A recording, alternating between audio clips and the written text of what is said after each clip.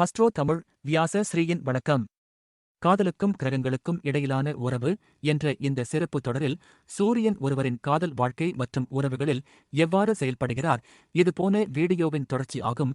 சூரியன் நல்ல நிலையில் இருந்தால், அதாவது ஒருவரின் ஜாதகத்தில் சூரியன் வலுவாக இருந்தால், வெளிப்படையான காதல், குடும்பமும் சமூகமும் ஏற்றுக்கொள்ளும் உறவு, மரியாதையுடன் கூடிய காதல் வாழ்க்கை அமையும் என்று சொல்லலாம். மேலும் சூரியன் காதலில் பாதுகாப்பு உணர்வையும் வழங்குகிறார்.